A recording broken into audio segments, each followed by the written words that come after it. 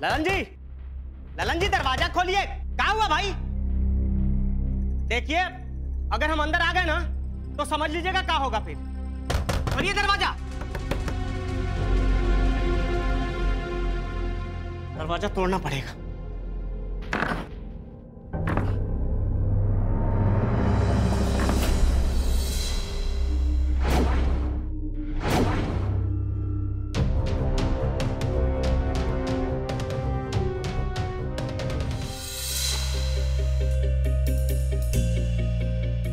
वृद्धा आश्रम बनाने के पीछे हम सभी लोगों का यही मकसद होता है कि जो बुजुर्ग जिनके पास घर नहीं है उन्हें एक बेहतर घर दिया जाए। लेकिन आंकड़े बताते हैं कि 65% बुजुर्ग जिनका परिवार भी है, जिनके बेटे भी हैं, जिनकी औलादे भी हैं, उसके बावजूद उन्हें वृद्धा आश्रम में रहने के लिए मजबूर कर दिया जाता है। उम्र के 65वें साल के पड़ाव में आकर लल्लन प्रसाद जी अपने दोनों बेटों पर निर्भर थे, पर लल्लन जी के दोनों बेटों को लल्लन प्रसाद जी से कम लल्लन प्रसाद जी के रिटायरमेंट के पैसों से ज्यादा प्यार था। नतीजन पैसों के लालच की वजह से लल्लन प्रसाद जी की हालत दो खिलाड़ियों के बीच गेंद के जैसे हो गई थी। बुजुर्ग लल्लन जी को अब एक स्थायी आशियाने की आवश्यकता थी। नमस्कार, मैं हूं विनय आनंद और पुलिस फाइल्स की आज की इस कड़ी में मैं सच्ची कहानी लेकर आया हूं बुजुर्ग लल्लन प्रसाद जी की। लल्लन प्रसाद जी ने अपना पूरा जीवन अपने दोनों बेटों के परवरिश में गुजार दिया था। उनके करियर बनाने के लिए उन्होंने अपना जीवन दे दिया था। चिड़िया उड़, मोर उड़, कौवा उड़, कबूतर उड़, हाथी उड़। हार गए दादाजी, हार गए। हाँ भाई, हम तो हार गए। रश्मि, क्या हो रहा है? काम धाम नहीं है? दिन भर यहीं पे बैठी रहोगी? पढ़ाई लिखाई नहीं करना है तुमको? हाँ? जब देखो चिड़िया उड़, बतख उड़। जाओ जाओ पढ़ाई करने के लिए जाओ। अरे बेटा, अच्छा काहे डॉक्टर ने बेचारी को? क्या करें, आवारा बनाते हैं। आप तो अपनी जिंदगी पूरी जी चुके हैं, उसके आगे तो पूरी जिंदगी पढ़ी। पढ़े लिखेगी नहीं तो ब्याह शादी कैसे होगा? बात करते हैं। अच्छा एक बात, 1 लाख रुपए दीजिए तो बहुत जरूरी काम। 1 लाख रुपया? अरे वो गया महीने में तो दिए थे ना तुमको 1 लाख रुपया। हाँ, मेहरबानी कर दिए क्या हम पे? हमारा पैसा हमको दे दिए कि आपको बोल रहे हैं कि जाकर चोर चकारी करके आइए। और नहीं तो का, छुटका का तो बिन मांगे दे देते हैं और हमका दिन रात इनका चुरौरी करना पड़ता है। मरने के बाद पता नहीं मुड़ी पर लाद के ले जाएंगे सारा पैसा। अब बेटा, अब तो हम कमाते नहीं ना है, कहाँ से लाएंगे इतना पैसा? तुम ही बताओ ना। बाबूजी, हमको 6 महीना समझ लिए हैं क्या? आपकी जेब में कहाँ छेद है ना, सब पता है। एक बात बताइए, रिटायरमेंट वाला पैसा क्या किया? हमको तो दिए नहीं। तो वो पैसा बचा ही कितना है? सब देकर हूँ अल्लाह बनवारी चला हो जाएंगे तो कल को कुछ जरूरत होगा तो कौन देगा हमको, बताओ? कौन देगा? 2 बेरा का खाना मिल जाता है, ये काफी नहीं है? बस बहुत हो गया। अब एक काम कीजिए, 1 महीना हो गया ना हमारे पास, फटाफट अपना बोरिया बिस्तर बांधिए और छोटका के पास जाइए, समझे? जितना करो एक आदमी के लिए बहुत कम। अभी हम छोटका को फोन करें।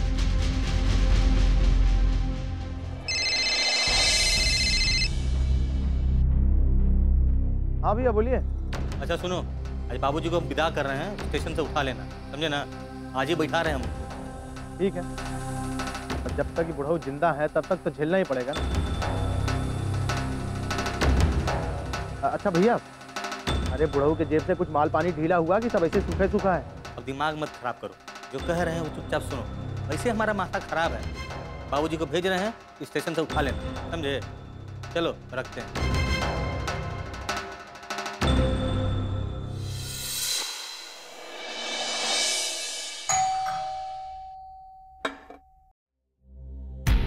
आ गया जमदूत, जाने कब इससे पिंड पर आएगा। अब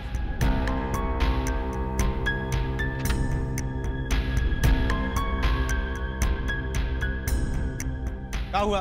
दरवाजा खोलने में इतना टाइम काहे लगा? आरती का थाली सजा रहे थे आप लोग उनके लिए, समझे?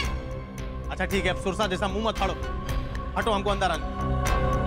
आओ बाबूजी, चलो।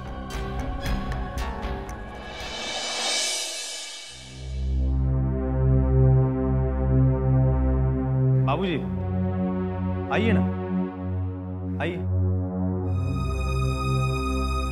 अरे सुनो, अरे बाबूजी के लिए कुछ चाय नाश्ता लेकर आओ। पहले जरा आप अंदर तो आइए। बाबूजी आते हैं। हाँ क्या है, क्या है कचर कचर मचाइए। देखो हमको कला बिल्कुल पसंद नहीं है। अब तो यहाँ कलाई होगा। ये जो आगे ना तुम्हारे पूछने बाबूजी, इनको हम चाय नाश्ता दे, चूल्हे में मुंह ना झोंकते इनका हम। अच्छा ठीक है, मत दो, लेकिन झगड़ा मत करो। अगर झगड़ा नहीं चाहते ना तो कह दीजिए इनसे कि चुपचाप पत्थर की मूर्ति जैसा बैठे रहें। एक भी शब्द फिजूल का बोले या हमको ज्ञान भी दिए, हमसे बर्दाश्त नहीं होगा, कह देते हैं हम। अच्छा ठीक, बोल देंगे बस। एक और बात, आज से साग सब्जी गोश्त मांस सब बंद। देखते हैं बूढ़ा कब तक टिकता है यहाँ रूखा सूखा खा के।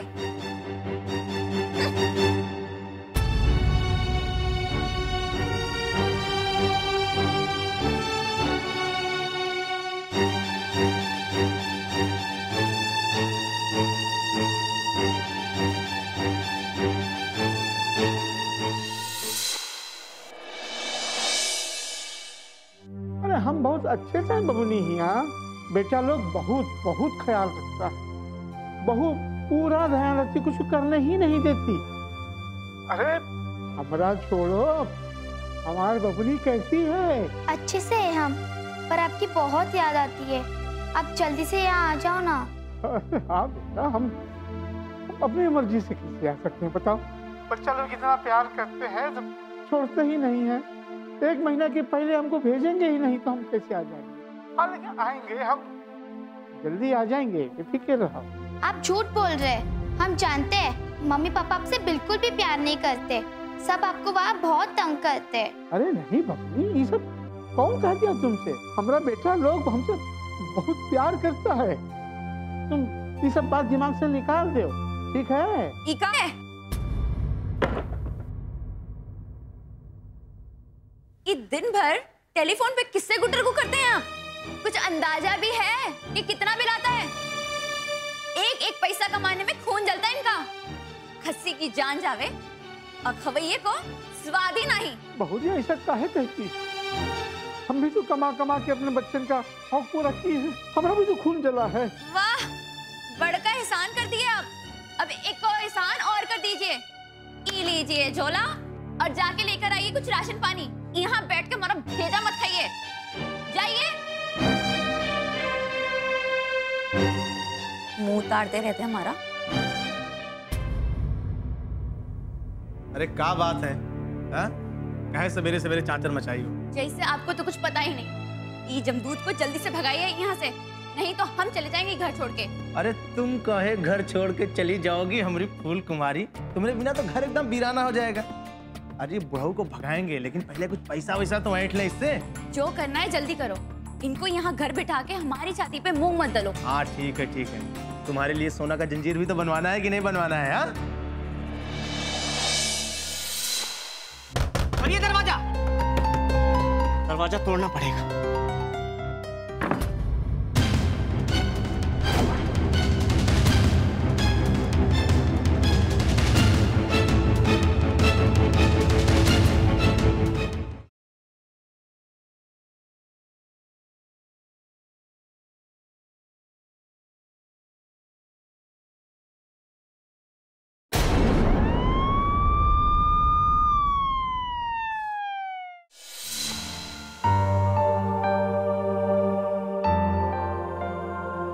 बेटा, सुबह सुबह सफाई अभियान में काहे लग गई हो? क्योंकि आज दादाजी आने वाले हैं ना, इसीलिए। ए जी, 1 महीना हो गया है का? कहला? ये रश्मिका कह रही है वो बड़ा वो वापस आने वाला है। वो कोई काम धाम नहीं है, दिन भर यही हिसाब किताब करती होगा। स्कूल नहीं जाना है? जाओ स्कूल जाने की तैयारी करो। हम भी नहीं रहेंगे यहाँ पर, आज ही भैया को बुलाकर हम अपने नैहर जा रहे हैं। चुप रहो। बाढ़ आने के पहले जैसे चूहा छटपटाता है ना, वैसे तुम छटपटा रही। इस बार हमको ऐसा सोचने दो जिससे सांप भी मर जाए और लाठी भी ना टूटे।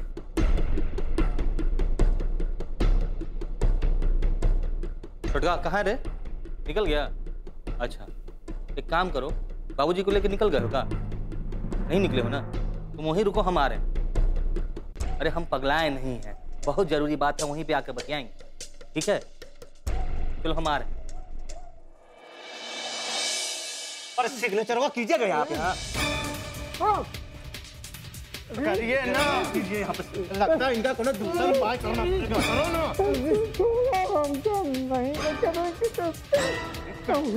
अरे हम तो कहते हैं नरेटिव पकड़ के चीपिए खाली, फिर देखिए कैसे नहीं करते हैं।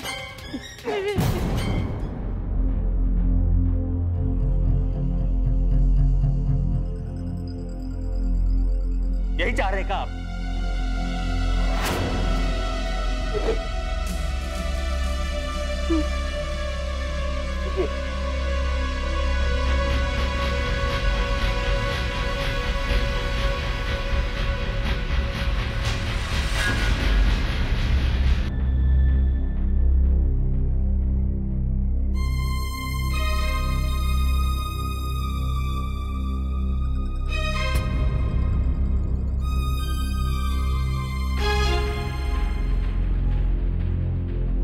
बाबूजी, जिंदगी में आप कुछ पहली बार अच्छा काम किए हैं। चलिए आओ, आपको घर के बाहर कहीं घुमा उमा के लाते हैं। आइए आइए आइए।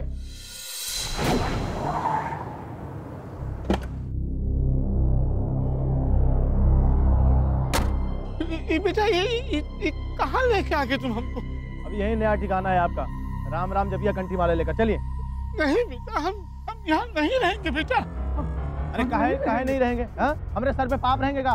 ए सुभाष, सुभाष, अबे जल्दी कर। प्रणाम भैया। अरे प्रणाम क्या तेल लेने? इसको अंदर लेके जाओ इसको अंदर। अबे ले जाओ इसको, ले जाओ। चलिए बुढ़ाऊ जी, बुढ़ाऊ। बेटा हमसे मेरे पैर पड़ते, हमको इस तरह न छोड़ो बेटा। देखो कोना पड़े रहेंगे तो रोटी खा के बेटा, पर इन्हें रख लिया बेटा। अबे सुभाष, बहुत काइया टाइप का आदमी है ये, समझ गए? बदतमीज भी है, भागने ना पाए। ले जाओ इसको। हमको इसे रख के छोड़ो बेटा। अरे भैया जी आप चिंता नहीं कीजिए। अरे ये क्या, इसका आवाज भी बाहर नहीं जाएगा। चलिए चलिए। पूत कपूत काहे धन संचय, पूत सपूत काहे धन संचय। जब तक ललन जी के पास पैसा था, उनके दोनों बेटों ने उनको अपने घर पर ना चाहते हुए भी रखा था। लेकिन जिस दिन उन्हें पैसा मिल गया, उन्होंने अपने पिता को घर में पड़े हुए बेकार सामान की तरह उठाकर फेंक दिया। अपना परिवार होते हुए भी बेचारे ललन जी को अपनी जिंदगी वृद्धा आश्रम में गुजारनी पड़ गई। वो वृद्धा आश्रम में अपनी जिंदगी को कोसते रहते थे और अपनी किस्मत पर रोते रहते थे। लल्लन प्रसाद जी को एक कमरे में बंद कर दिया गया था और यह सितम किसी और ने नहीं बल्कि उनके दोनों बेटों ने की थी। अपनी जड़ों से जुदा होकर लल्लन प्रसाद जी की हालत किसी कटे हुए पेड़ की तरह हो गई थी, जो दिन ब दिन सूखती जा रही।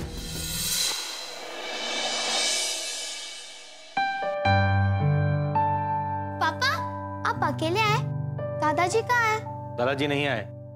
दादाजी के बहुत लाडली पोती हो का? जब देखो दादा दादा। पढ़ाई लिखाई करना है कि नहीं? चलो जाओ पढ़ाई करो। क्या हुआ जी, आते ही चीखने चिल्लाने काहे लगे? अपनी बेटिया को समझाओ, पढ़ाई लिखाई कर लेगी तो कुछ काम आएगा। रश्मि जाओ, तुम जाके पढ़ाई करो। हम तो बस पूछ रहे थे कि दादाजी कहाँ है। पापा इतना गुस्सा क्यों कर रहे हैं? अब तुम हमसे जुबान लड़ाओगी? तीरथ पे चले गए तुम्हारे दादाजी, अब कब आएंगे पता नहीं है। चलो तुम जाओ यहाँ से। आपका कुछ तो असर हमारे अंदर रहेगा ही ना।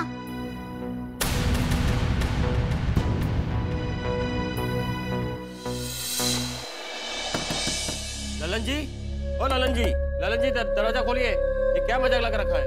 कल रात से दरवाजा नहीं खोल रहे। ललन जी, कोई सुभाष को बुलाओ। क्या हुआ? ललन जी दरवाजा नहीं खोल रहे। ललन जी दरवाजा खोलिए। क्या हुआ भाई? देखिए, अगर हम अंदर आ गए ना तो समझ लीजिएगा क्या होगा फिर। हाँ? खोलिए दरवाजा। दरवाजा तोड़ना पड़ेगा।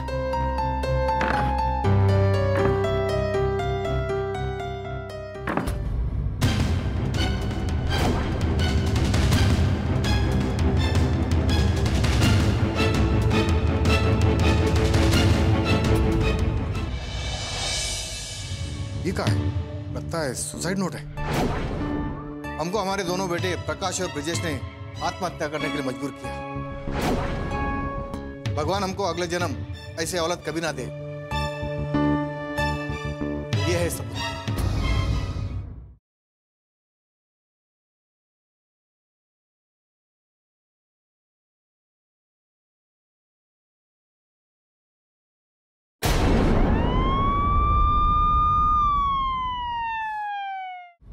रश्मि बेटा, रश्मि, रश्मि। जी मम्मी। रश्मि बेटा, दरवाजा जरा ढंग से बंद कर लो। शाम तक आते हैं बेटा, दरवाजा बंद कर लीजिए। जी पिताजी। चलो।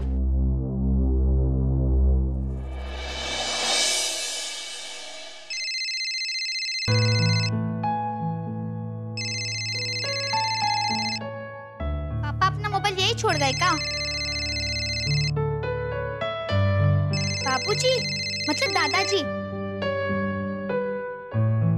हाँ भैया जी, आपका बाबूजी फांसी लगा के मर गया।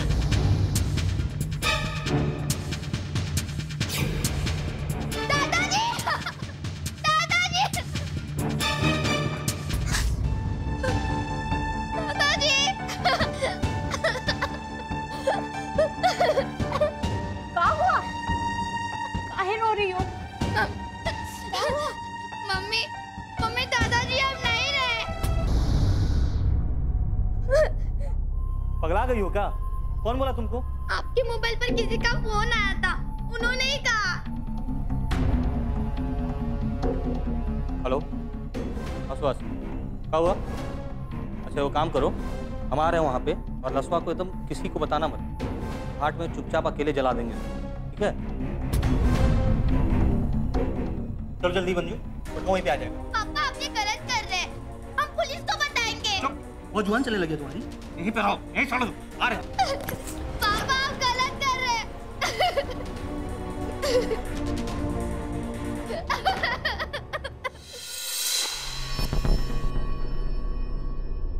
जब तक जिंदा थे तब तक भी परेशान किए, मरने के बाद भी परेशान करेंगे।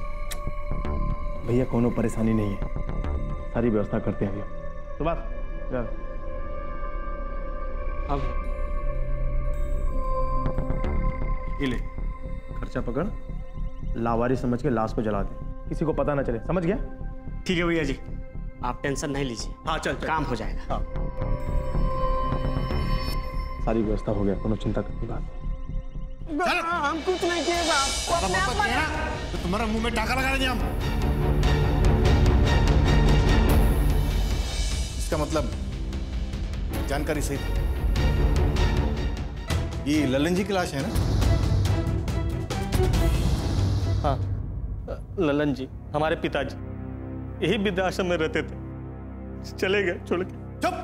इसके आगे अगर कोई झूठ बोले ना तो तुम्हारी झूठ बोलने की बीमारी जड़ से उखाड़ दूंगा। सब पता है हमें। हवलदार, तलाशी लो कमरे का।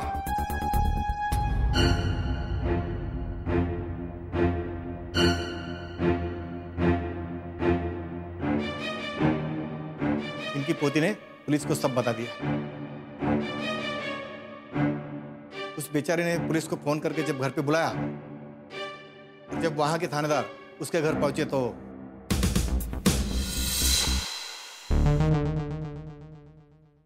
पता तो यही का है, लेकिन ताला काहे लगा है? लगता है अंदर ही है वो। खोल दर, ताला तोड़ो। जी हाँ। तोड़ दो।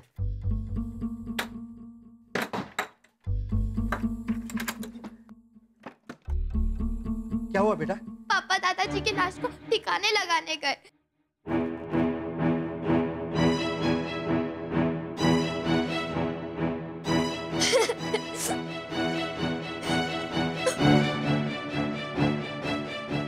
हेलो, आशापुर कोतवाली, आप जल्दी से अपने इलाके के कल्याण वृद्धाश्रम में छापा मारिए।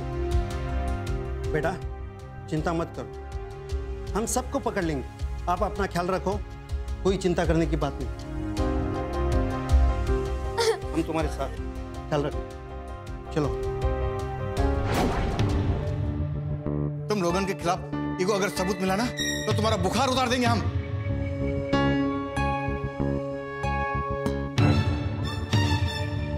चिट्ठी मिली है साहब। ये क्या है? लगता है सुसाइड नोट है।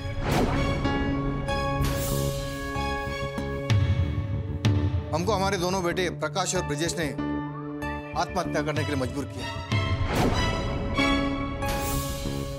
भगवान हमको अगले जन्म ऐसे औलाद कभी ना दे। ये है सब। हवलदार, बॉडी को पोस्टमार्टम के लिए लेकर जाओ। मैं इनको लेके जाता हूं थाने। चलो।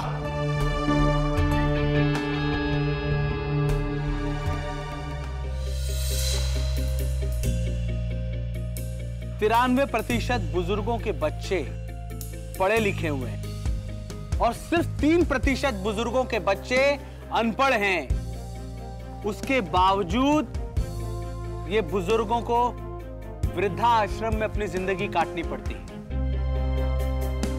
अब आप लोग ही बताइए कि हम इस पढ़ाई लिखाई को फायदा समझें या नुकसान। ऐसे बच्चे अपने पिता को, अपने बुजुर्ग पिता माता को आत्महत्या करने पर मजबूर कर देते हैं। ये बुजुर्ग चाहते हैं कि वो अच्छी जिंदगी जिएं, लेकिन मजबूर हैं। किसी भी तरह इन लोगों को अपनी जिंदगी इस वृद्धाश्रम में काटनी पड़ती है। ये सारी घटनाओं से आपको और हमको सीख लेनी चाहिए। ये घटना किसी के साथ भी घट सकती है। रश्मि ने सचमुच अपने दादा की पोती होने का फर्ज निभाया। काश ये फर्ज रश्मि के पिता और उसके चाचा भी निभा पाते। हम रश्मि के इस सोच को सलाम करते हैं। यह खातिर ना हम कहिला कि रउआ लोग भी अपन सोच बदली, तभी ना ये समाज बदली और इस समाज का उद्धार होई। हम जल्दी हाजिर होकर लेके एगो नया सच्चा जाबाज की सच्ची कहानी देखत रही। पुलिस फाइल्स विनय आनंद के साथ सिर्फ बिग मैजिक बिहार झारखंड पर। हट जाओ हमारे रास्ते से। चुप! अगर अब एक भी शब्द बोले ना, यही काट देंगे। वो परमेश्वर और उसका बेटा भूषण हम लोगों को जान से मारने की कोशिश की। उन लोगों को पकड़ लीजिए।